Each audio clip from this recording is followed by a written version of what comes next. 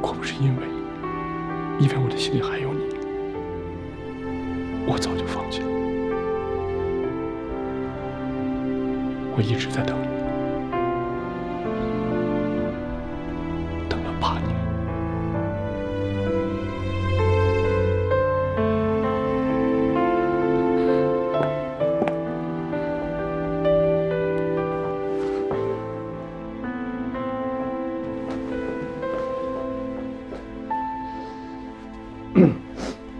我先回去了。啊？不是怎么回事啊？怎么连吭都不吭一声，这俩人就跑了呢？我刚看见他。你看见什么了？你有些话我现在说不太合适，显得我特有目的，但我不说吧，又觉得对你不好。这都什么时候了，有什么不能说的呀？我看他俩抱一块了。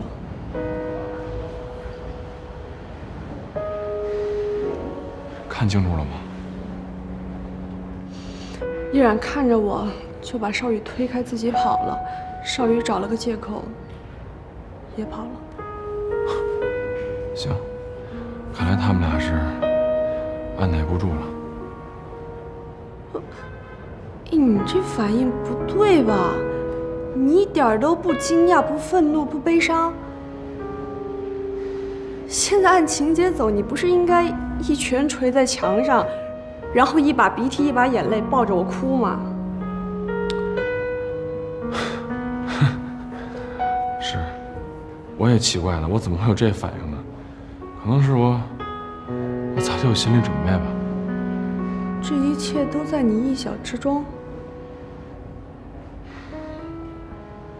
先生您好，您现在可以拍摄了。不好意思啊，那个我们今天不拍了。哦，好的，没关系。跟你商量个事儿呗。怎么了？你看这个预约金也交了一半了，不拍也退不回来，多浪费，还拍吧。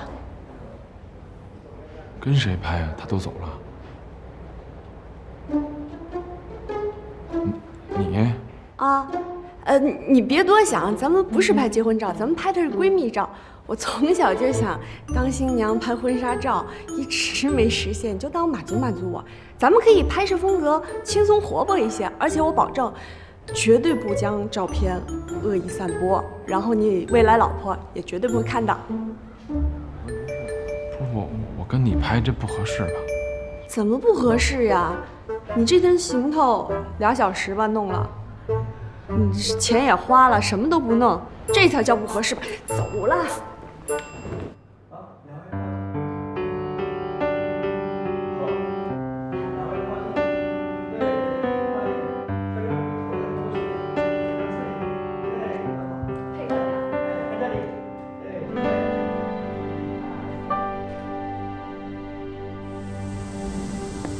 跟我来，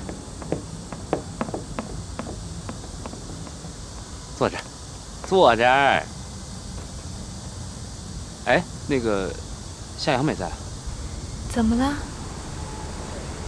啊，没事。哎，对了，这是5万块钱，我刚从银行取的，你先给你们老板交个定金。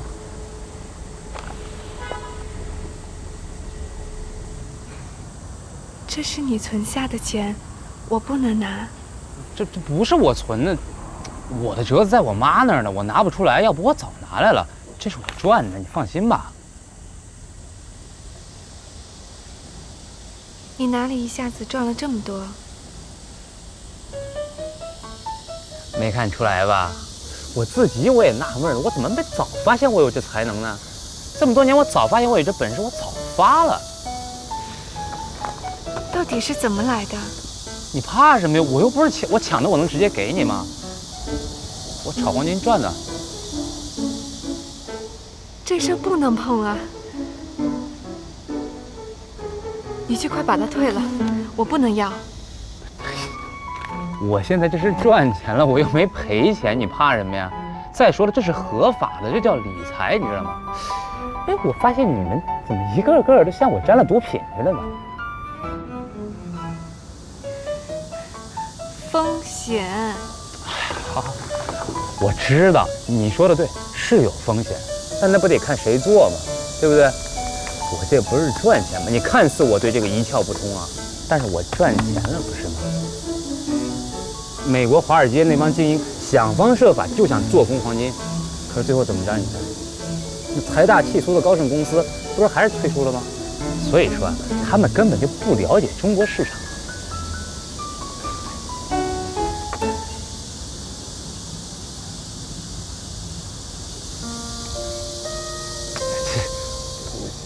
我知道他有点土，但是我们家有这个规矩，媳妇儿一进门吧就得打件金器。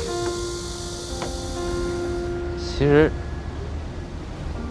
我就是想让你知道，我什么都能处理好，不管是这咖啡厅的资金，还是我妈的事儿。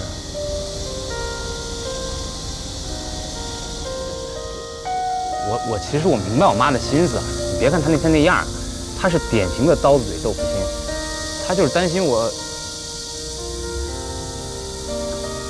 反正我就是想努力帮你把这咖啡厅盘下来，这样你生活上有了依靠，咱俩的事在我妈那儿不也好说点吗？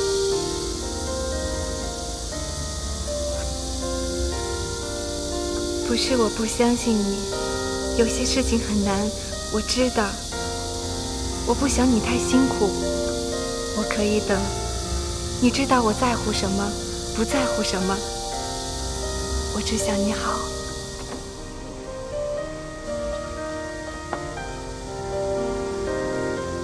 小傻瓜。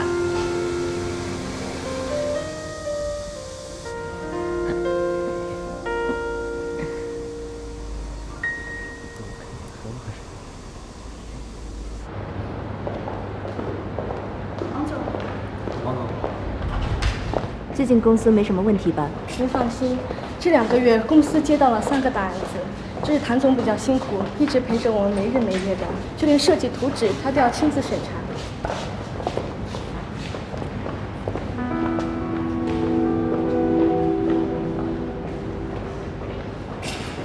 这是我们公司刚来的员工依然。依然。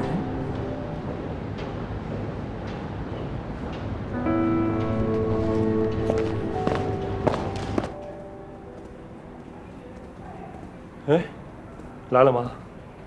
少宇，我刚才看见尚文芳了。你看错了，那是我们公司新来的职员，叫依然，长得像而已。你确定？我当然确定了。正好这个博乐公司的合约也来了，一起看看。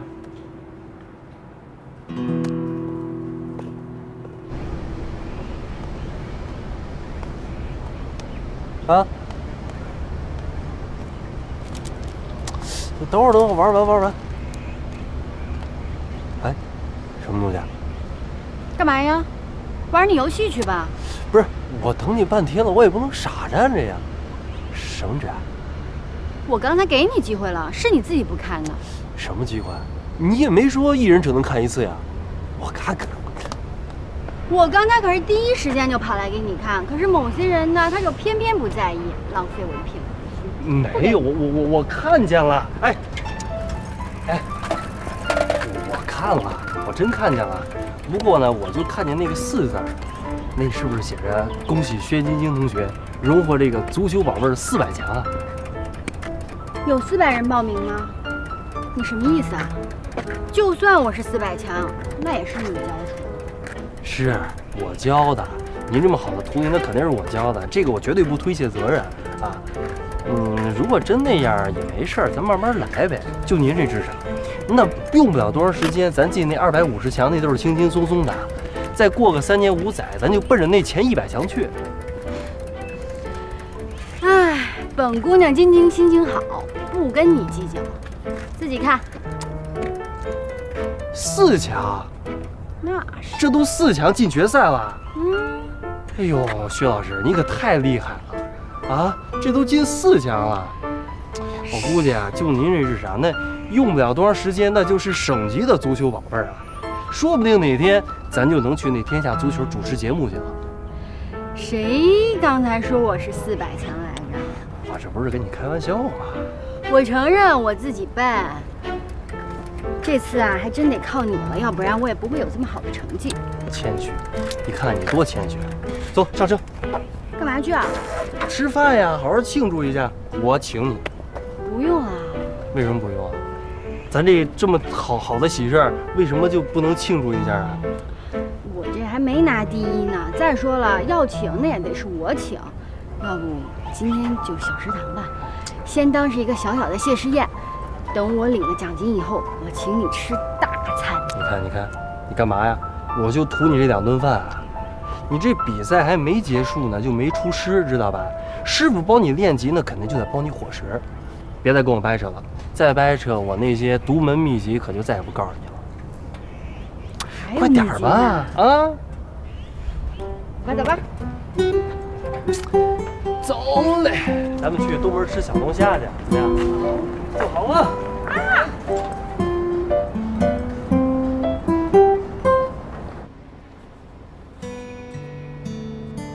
一个手镯就把你打发了，这钱咱们得还给他。要盘店的话，这钱不够；不盘的话，咱留着这钱也没用啊。现在说这些都是多余的，现在最关键的是，他们家里边是怎么想的。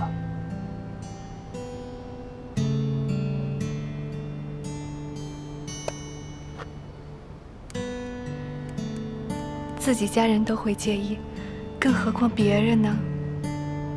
姐，咱不说这些行不行啊？我现在就想让你过得平平安安的，让你过得幸福。我知道他不介意，但是这个事情已经牵扯到咱们2个家庭的关系了，不仅仅是你们俩。一直以来，我都是家里的负担。你到现在也从来不考虑自己感情的事情。我也知道，是因为我拖累了你。姐，你说什么呢？没有这回事儿。这些我都知道，所以我们一直辛苦到现在，就是为了让别人不这么去想。我仔细想过，你也需要这个店。你是个男人，娶媳妇儿不能什么都没有。你说什么呢，姐？我还小呢，你管我干嘛呀？他讲的有道理，他妈妈担心的也有道理。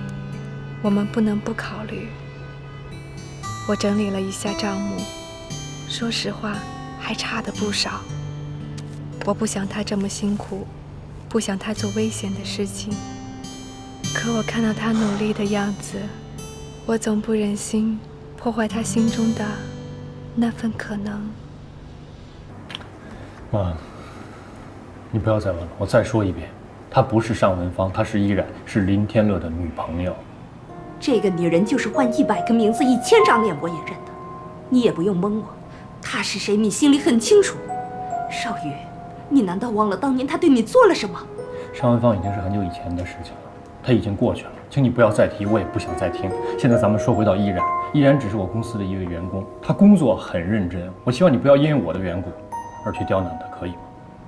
她如果永远消失在你的生活里，不再来祸害你，我自然什么也不会说。可是她现在回来了，居然还要嫁给林天乐，她在你的生活圈子里还阴魂不散，这说明她根本不愿意放过你。妈，我怎么就跟你说不明白呢？我回来了。哎，这有谁呀？梅兰妮，梅兰妮，这是我母亲。哦，阿姨好。那你们先聊，我先不睡觉。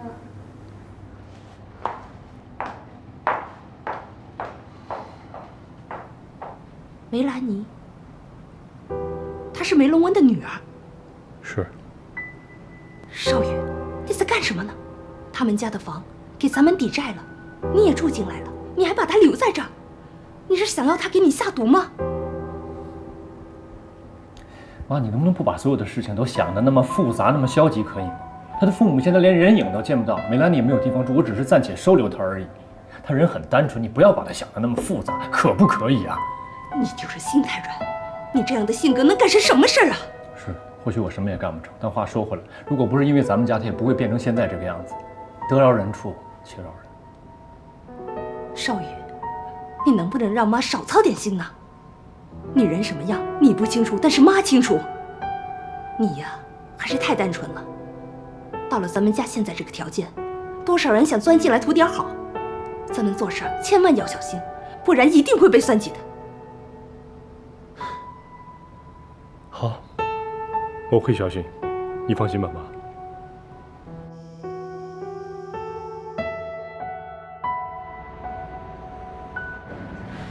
依然，你去趟会议室吧，王董找你啊，来，我帮你。哦，谢谢。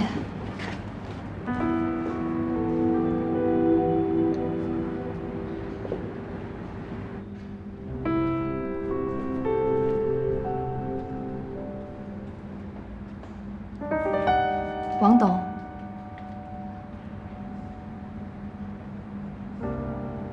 坐吧。哦，不了，你有什么吩咐就直说吧。我们都这么多年没见了，你还是回来了，尚文芳。哼，王董，我的名字叫依然，我不知道您在说什么。你知道我在说什么？没有人比你更清楚我在说什么。你等这一天，应该等了7年了吧？你想利用林天乐来摧毁我们谭氏？我没有，不过我确实要跟林天乐结婚了，但是这是我的私生活，我想我没有必要跟您汇报吧。私生活？哼，你的私生活就是把自己装成一副楚楚可怜的样子，然后步步为营，再利用男人的同情心来达到你想要的目的，这是你最擅长的事，对吧？尚文芳，我现在要警告你的是，离少宇远一点，也不要希望利用林家来摧毁我们谭家。你不要想得那么天真，只要有我在一天，你尚文芳永远别想用到你那些小伎俩。我没有，我也真的不知道您在说什么。如果没有其他事情的话，我还有工作，我就先回去了。我正式通知你，你现在被开除了。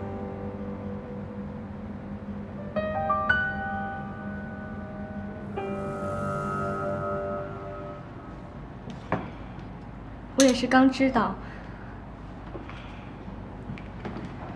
我们相处也有段时间了，即使不在一起工作，私底下我们也还是朋友吧。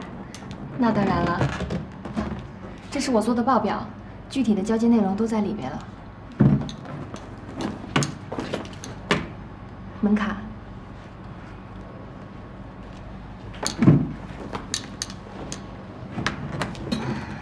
走吧，我没事的。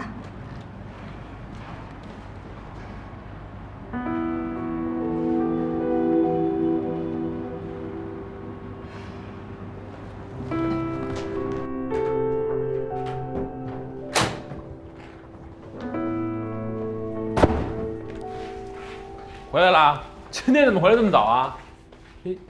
告诉你个好消息，以后我都不用加班了。啊？不是你，哎，你这什么意思啊？啊？我被辞退了。等，被辞退了？谭少宇把你给辞退了？跟他没有关系，是我自己做的不好。不是，那辞退你得有理由吧？为什么把你辞退了呀？啊？我给谭少宇打一电话。是谭少宇他妈，他辞退的我。他妈回来了？不是他妈回来，为什么把你给辞退了呀？啊？先别问那么多了。家里有酒吗？10个男人7个傻8个呆9个坏，还有1个人真爱。姐妹们跳出来，就算甜言蜜语把他骗过来，好好爱，再让他离开。喝酒，来，干！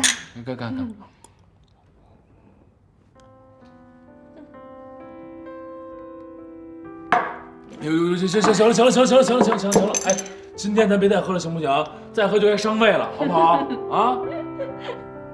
这些年，多少痛多少苦，我都熬过来了，这点酒算什么呀？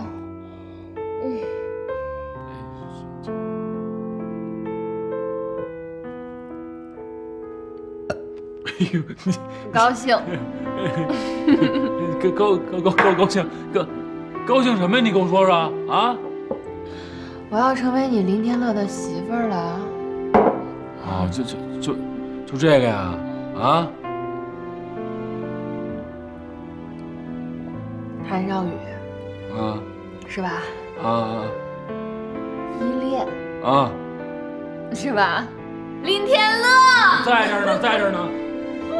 哎，那个，咱俩玩游戏好不好？我问你答，行吗？好，哎，那个，你跟我说说，我一直以为啊，是你跟谭少宇之间啊有什么隔阂，能跟我讲讲你们俩之间有什么隔阂吗？啊？我知道，你心里现在有1000个想象，10000个怀疑，但是你要相信我没有骗你。不是我相信你什么呀？啊？哎，你看啊，我现在都把你啊，依恋呀当亲人了，你不应该把我当亲人吗？你跟我说点实在的，好不好？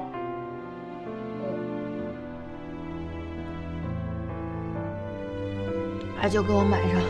好，买上。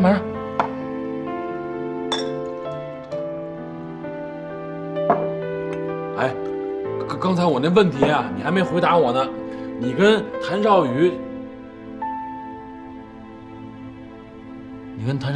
到底怎么了？依然睡着了啊？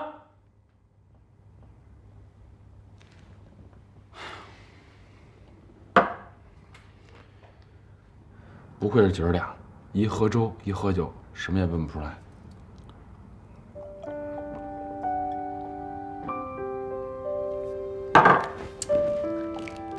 哎，你是跟这儿睡还是回屋睡啊？啊？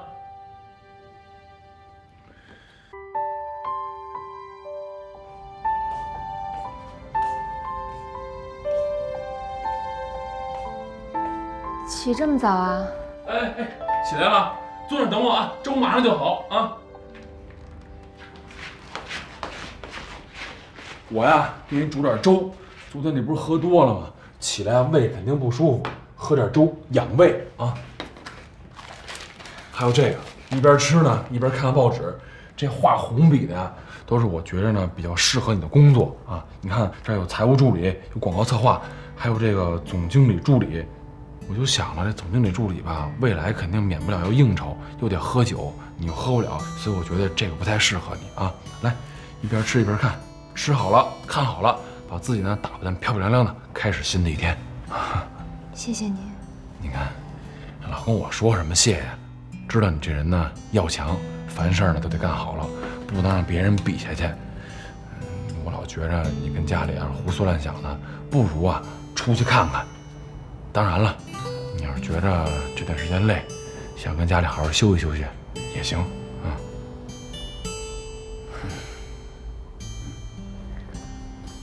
对了，我昨天晚上没说什么不该说的话吧？没有，酒品好着呢，就是一直喝，喝完了就睡了。真的？真的。哦，好像说了一个什么这么多年什么最难熬的事都熬过去了，就想问问你这话什么意思呀？我昨天丢了工作，心情不太好，所以瞎说了什么，你别往心里去。哦，我倒没什么，我就是希望你能够对我坦诚。哎，这几个工作哪个更适合我一点啊？哦，我觉得这还行，就这个财务助理，你以前不是学这专业的吗？而且这工作你也干过，我觉得这个相对而言比较适合你。我也觉得这个比较适合。对，有双休，有节假，多好啊！来，要不就试试这个。好。行，你先吃，我再给你摊个荷包蛋啊。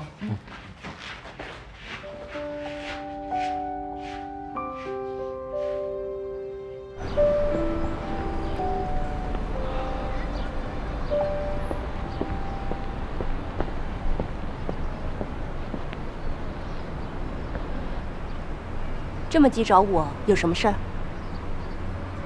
你为什么辞退依然？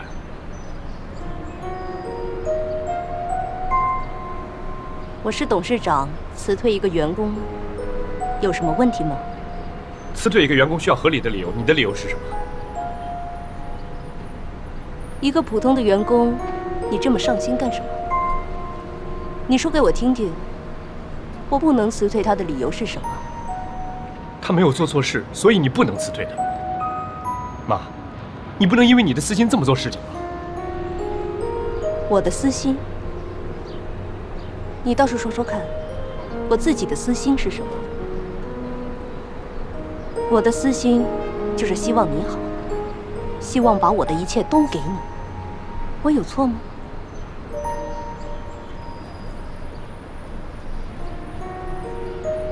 好吧，我来告诉你，我为什么要辞退他。他是不是尚文芳，你心里很清楚。你可以不承认，哪怕他不是，就因为他长得像，那也是他不走运。我不能让这样一个人留在你身边，你明白吗？你这是无理取闹。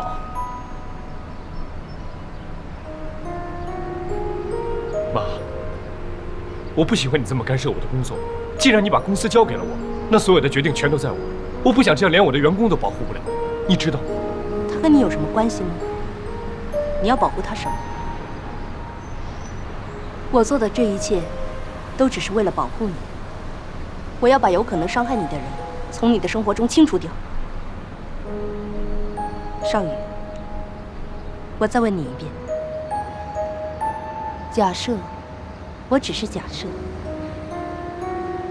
假设尚文芳再重新回到你的生活里，难道你还会原谅他吗？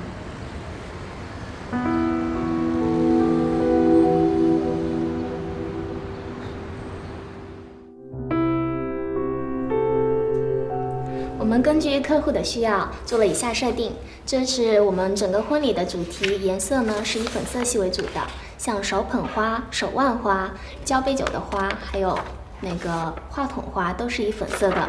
为了跟这个主题相辉映，我们还启用了非常经典的卡通动物形象，那个是 Hello Kitty 为道具。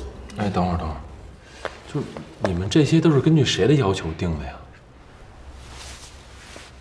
我呀，你放心，我的审美绝对没问题啊，挺好的。不是你觉得你的审美跟依然能比吗？你看看你穿的一身运动装就来了啊！什么呀？这叫年轻有活力，懂不懂啊？不好意思啊，麻烦您呢先回避一下，我刚才有点事儿说。哦，行，谢谢啊。哎，您跟这儿弄的什么乱七八糟的婚礼策划，还跟这儿冒充新娘呢？你懂什么呀？这家婚礼策划是我以前朋友的关系介绍的，必须打着我的名义才能打折。我这是为你好，而且这家婚礼策划是最好的，从服务到审美全部都是一流，还跟我来劲。哎，你今天怎么一个人来了呀？依然呢？依然被辞退了，正找工作呢。今天有一面试。辞退了？为什么呀？少宇他妈回来了，把依然辞退了，为什么我也不知道，问半天问不出来。你也不想想是为什么？为什么少宇的妈妈一回来就把依然辞退了啊？还有就上次在婚纱店，这怎么突然跑了呀？你后来问出来了吗？就照婚纱照这事儿啊，我是一直想问，依然呢就一直黑不提白不提的，我也没找着一合适当口就问清楚了。啊，对，那天好不容易找着一合适机会，他被辞退那天喝多了，我玩命问，就是不说，就一件事儿，就是难受。难受归难受，你也得问呐。结婚可是一辈子的事儿，可不能这么不清不楚的了。这事儿可不是耽误你一个人，可能还耽误了人家依然。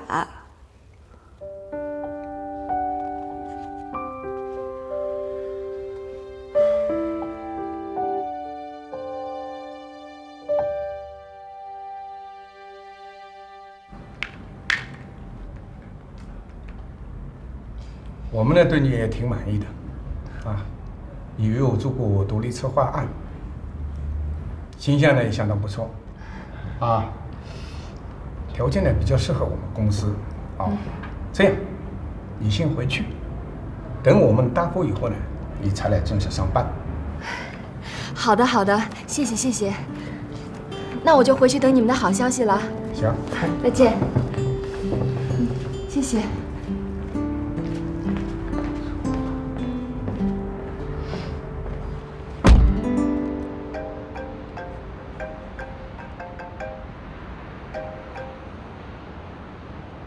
喂，你确定他刚刚去面试了？行，我知道了，继续给我盯着。回公司。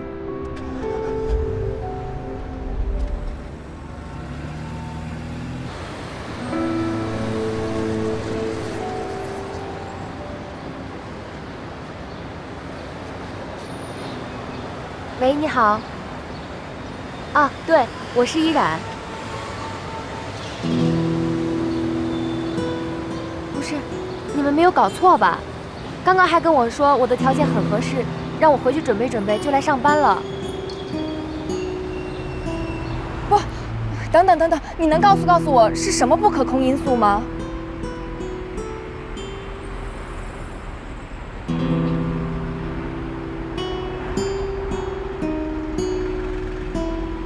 好，我明白了，谢谢你。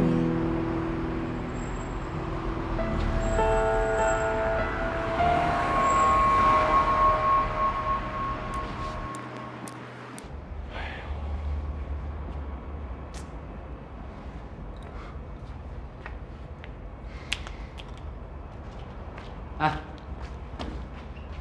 你们才来啊？电话里都说不清楚，干着急。什么重大发现啊？你猜哥们找着什么呢？机密文件啊！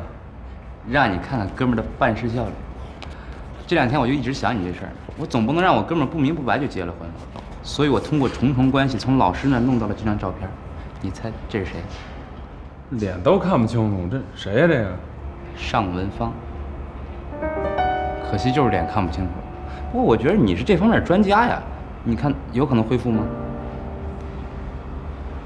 按照现在这程度，恢复应该没什么问题。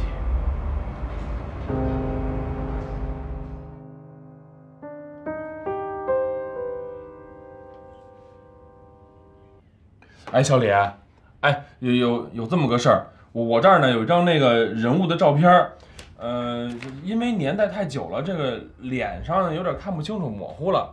这身上都能看清楚，你比方他穿的这个坎袖的白色衬衣，那领子上还有水钻呢，那脖子上那项链连字母都能看得清楚，可就这脸看不清楚了。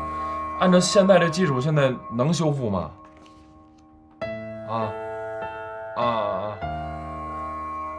哦，是吧？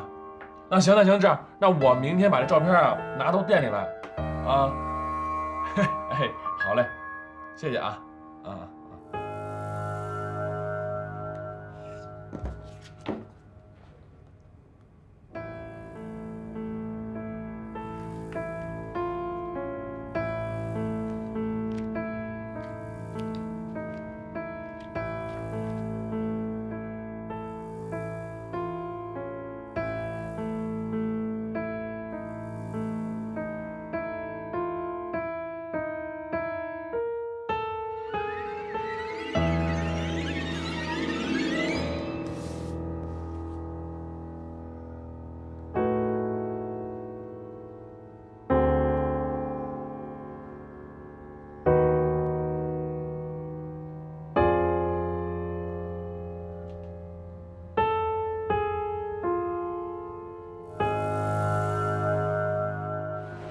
哎，不对啊，哥，你这个跟我说的有些不太一样啊。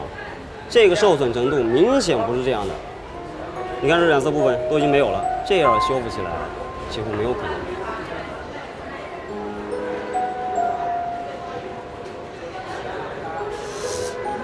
不是我昨天晚上看他的时候，他不是这样的。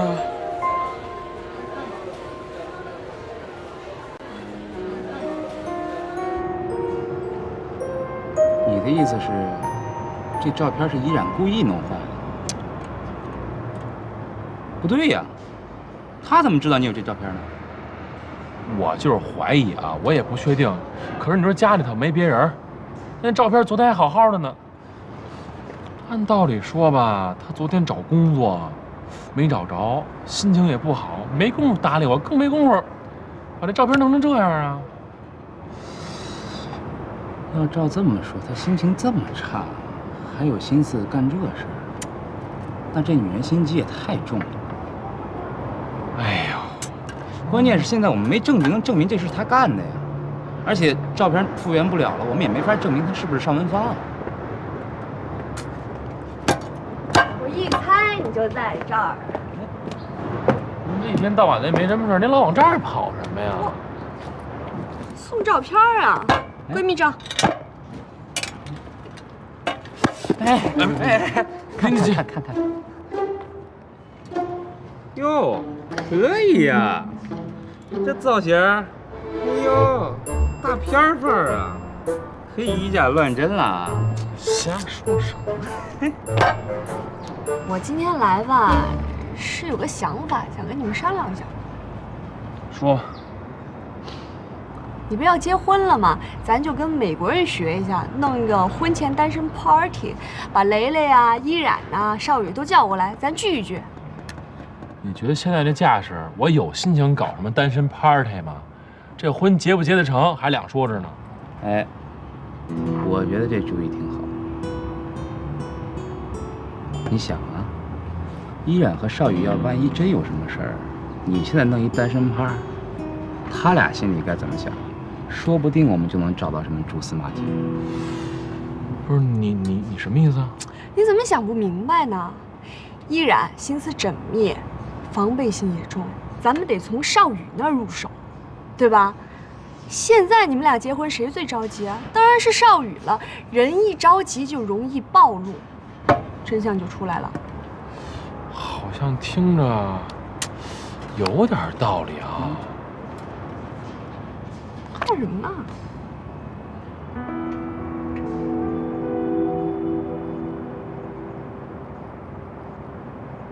哎，这项链我怎么见过呀？啊？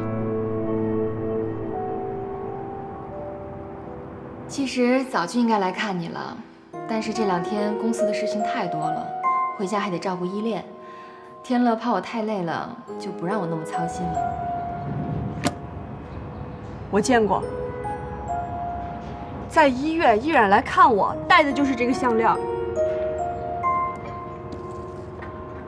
你看清楚了吗？我当然看清楚了呀，我当时就想问来着，我想也不是什么大牌子，然后造型也挺特别的，碍于各种我就没问。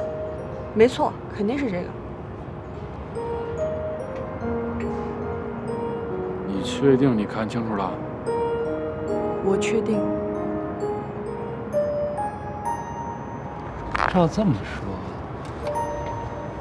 那现在这条项链应该还在依然那儿。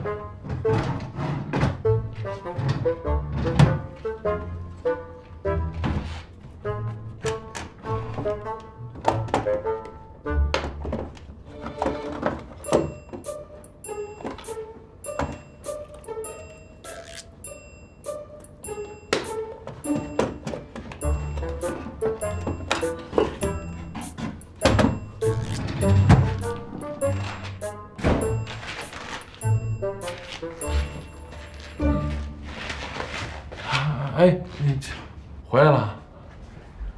你怎么在我的房间啊？哦，我这不开空调吗？你房间窗户没关，我关过窗户。哎，那个依然，那个后天我们搞了个小范围的聚会，就是那种婚前单身的派对，你一起来呗。婚前的单身派对都是男生，我就不去了吧。哎，别，朋友你都认识，也不分什么你的我的，也不分男的女的，你就一起来吧。我真的不想去了。你看，都是磊磊、谭少宇、爱宝什么的，你还是说不想见他们当中的谁呀？没有啊。依然，你是不是有什么话没跟我说呀？还是你对我隐瞒了什么事儿？我有什么可跟你隐瞒的呀？真没有。那这聚会……行，我去。那我先回屋了。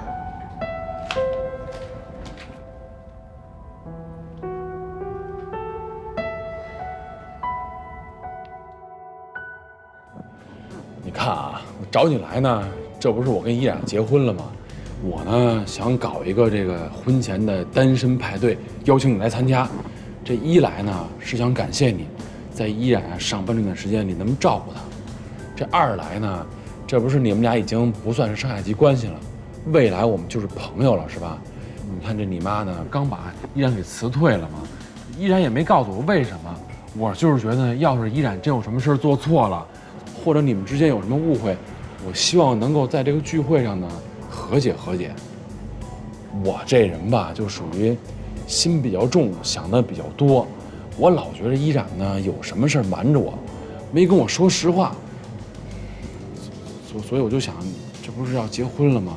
未来我俩得生活一辈子呢，最好能解的都给他解开了。你了解他吗？啊？你了解他吗？或者说，你跟他真的合适吗？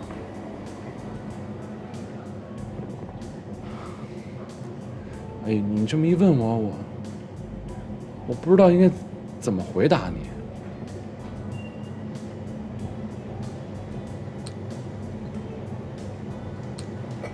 有些事儿呢，我从来都没跟别人说。如果不是因为你要结婚了，那我也不会说。但今天我告诉你，你很了解吧？我向来做什么事情目的性很强，我很强势，我不允许自己失败，不允许自己走弯路，更不会跟别人说我失败过。我喜欢把所有的事情都掌控在我能控制的范围之内，这样我有安全感。这么多年了，哪怕我再辛苦，我也的确没有失败过。但我有一件事，那就是我的感情。我的感情失败过。你是想跟我说，你这么多年一直没有谈恋爱，是因为你感情受过挫？是。可是我没听明白你，这和你问我那两个问题有什么联系吗？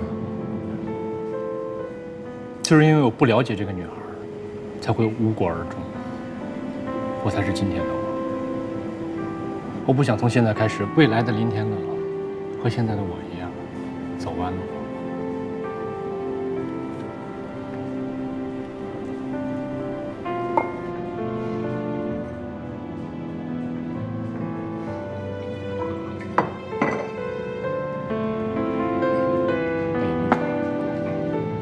那个，慢点喝。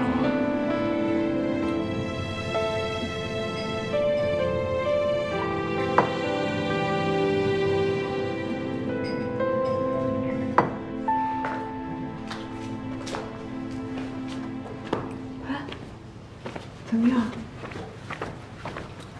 哎，你是没看见，就他那样吧，不能用累或者烦来形容。反正现在也没什么事，睡了。问出什么了呀？什么都没问出来，跟我说了好多。他跟我说的吧，我从来都没听过。他跟我说他这辈子最失败的就是感情，然后说他这里头空。反正最后跟我说，让我别和依然结婚。明天的聚会想好了？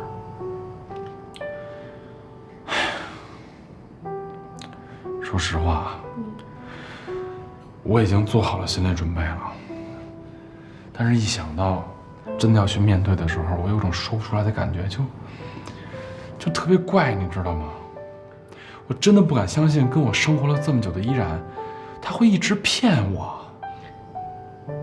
我真的特别想给他一个机会，让他能够真正的面对我，把这些事情说出来。你别瞎想了，我觉得不是所有撒谎的人本质都是坏的嘛，咱得看看他的动机。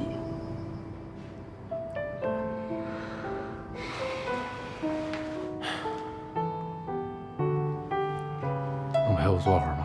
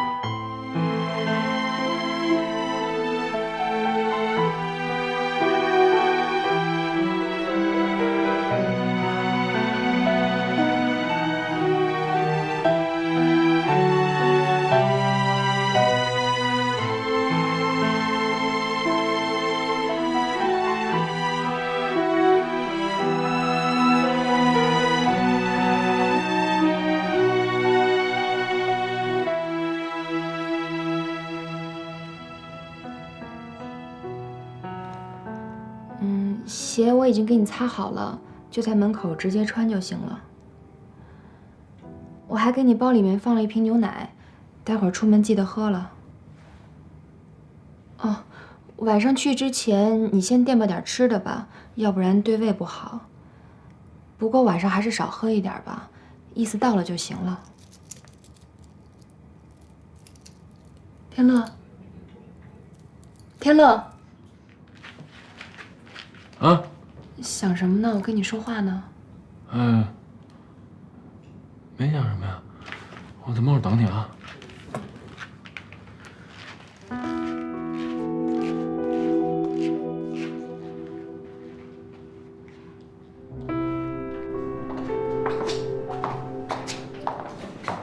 哼，干嘛呀？一大早到现在一句话都不说，愁眉苦脸的。我们是去参加人家单身狂欢 party 好吗？一副臭脸，讨债啊！谁臭脸了？我一直都这样。我不像有些人，表面上装的没心没肺的，这心里边吧难受至极。哎，我还真是好奇啊，你说，在这天乐告别单身的狂欢 party 上边，你说看着自己心爱的男人和他即将娶的女人，心里什么滋味啊？翻江倒海是不是？哎，什么意思呀你？什么意思？装什么傻呀？就说你呢，穿着花枝招展的，就是个配角。我跟你说啊，今天晚上你喝多了，我可不扛你。什么乱七八糟？吃火药了吧你？对啊，我就是吃火药了，来点我，炸死你！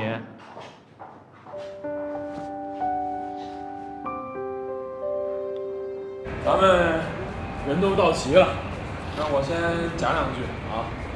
非常感谢大家今天能够来参加我和依然的这个婚前单身派对哈。那个打今儿以后呢，我跟依然就不再是单身了。各位同志呢，要谨记啊，革命尚未成功，你们仍需努力。来，来。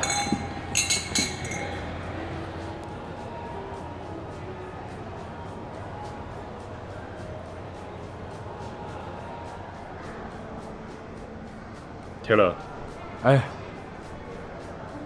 依然，天乐是我最好的哥们儿，以后替我照顾好他。谢谢谭总。以后我不是你的上司，大家都是朋友。你跟天乐一直关系那么好，也希望你们两个以后能够亲如兄弟。我们也敬一个吧。嗯。来，我就祝你们永远幸福。谢谢啊，谢谢。一起。哎，好嘞。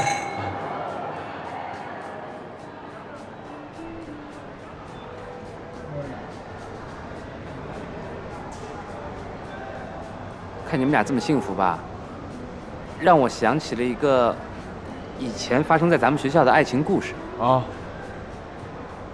你们想听吗？想。那我讲了啊，就是我们学校吧，以前有一个长得特别帅气、很英俊、家境又很殷实的一个男孩。这个男孩呢，爱上了一个比自己大2届的师姐。他一直以为自己能跟这个师姐一直相爱下去，可是没想到，这个师姐后来突然就消失了。从此之后，他就变得沉默，谁也没说，就独自出国了。你讲这故事啊，我还真知道。我不但知道，我还有你这故事里面女主角的照片儿。哎，你们想不想看啊？他来了，来，你们看看。哎呦，怎么毁成这样了呀？这女的看不清啊。这照片呢，我拿到手的时候呢，本来是可以依稀的看见这个女孩的相貌的，但是后来不知道为什么，突然间就被人弄成这样了。我也特别想知道这个女孩是谁。对，这实在是看不清了。少宇，你看看，你认识吗？海宝，刚才那故事就是讲我的，是吧？我承认，那男的就是我，而且那张照片呢，也是我拍的。我还知道这个照片上的女人是谁。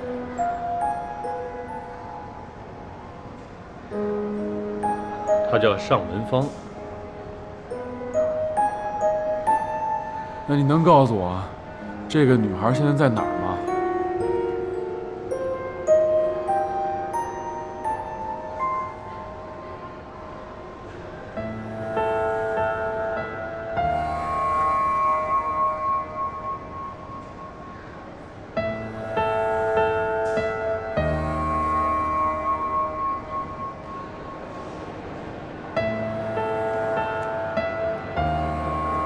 你能给我解释一下，这张照片是不是你把它弄成这个样子？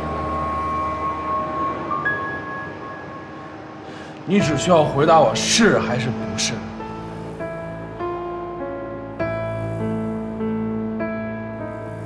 是。那你现在可以告诉我们你是谁了吗？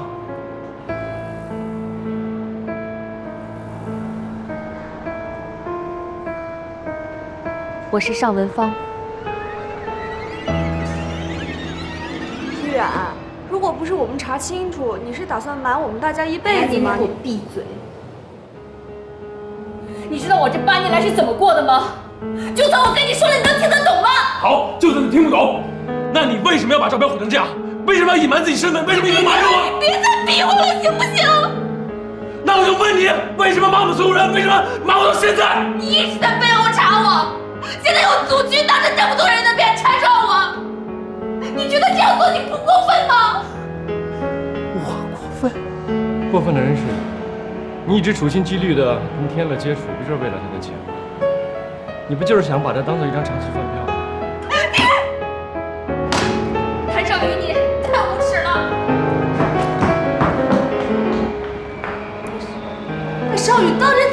事啊？我闹得我们一头……你闭嘴！这事跟你没关系。林天乐，听清楚了吗？她不是依然，她是尚文芳，她不嫁给你了，你听清楚了吗？这件事我问过你很多次，你就是不告诉我，你为什么不告诉我？你现在回答我！我已经告诉过你很多次，她很物质，你不要娶她。我为什么不能娶？为什么不能娶？告诉我为什么不能娶？为什么一定娶她？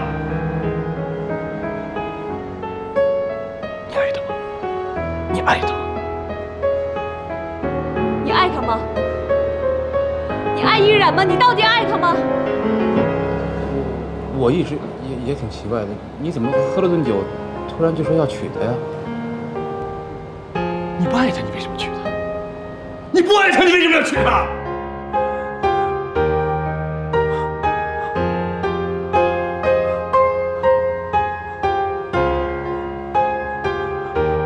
我那天晚上喝多了，我回家，依然送我回去，我醒了，我在依然的床上。林天乐。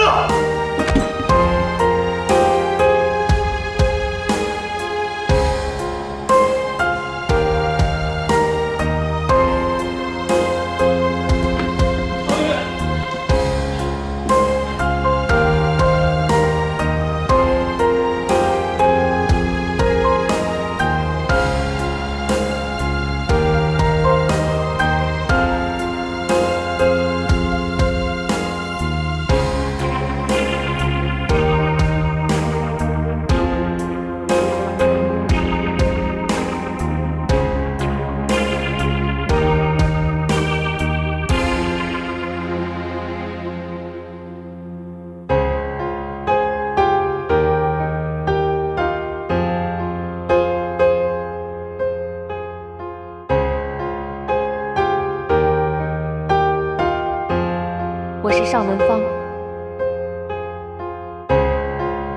你知道我这8年来是怎么过的吗？我那晚上喝多了，我回家，依然送我回去，我醒了，我在依然的床上。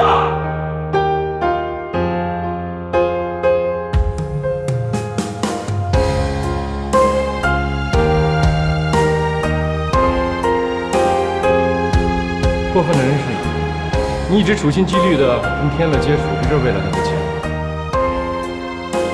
他已经不爱你了，他马上就要结婚了。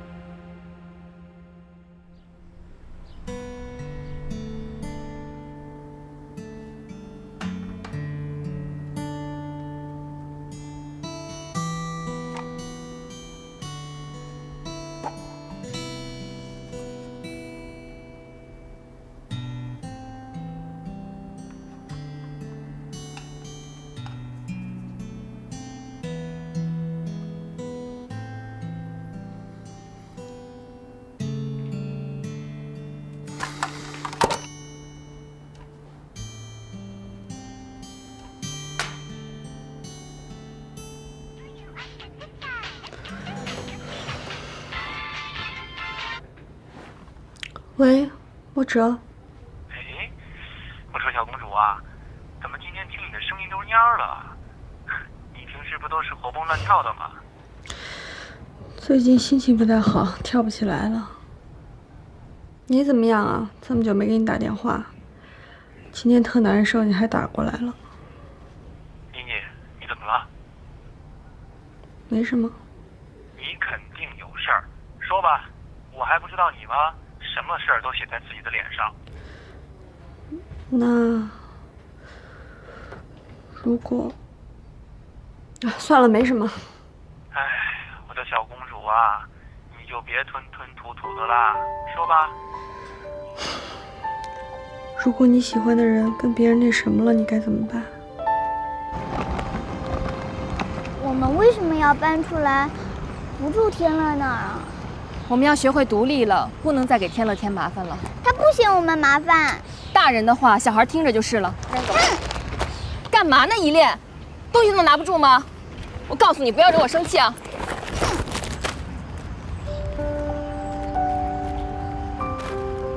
等会儿我。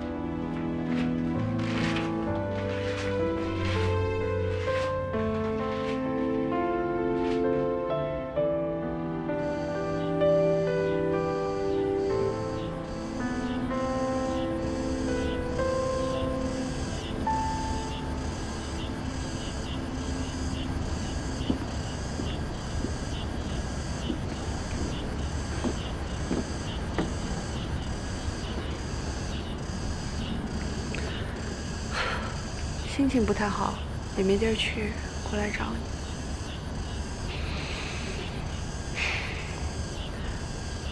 我是不是很丢人呢？自己喜欢的人跟别人上了床，我居然是最后一个知道的。但你说林天乐居然是这种人哈，我真的是看错他了。我怎么想都没想到他是个这么随便的人。我告诉你，夏丹，我这辈子都不会再跟他说话，再也不理他，这个人就消失在我的生活里了。我告诉你啊，别给我提他以后。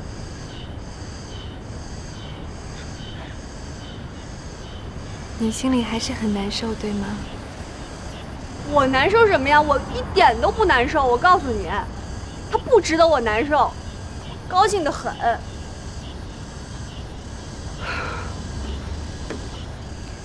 你这样说，是因为你心里有天乐，并且不愿意相信这一切。我觉得你应该去找依然谈一谈。我找依然谈？那我跟他说什么呀？他会告诉我吗？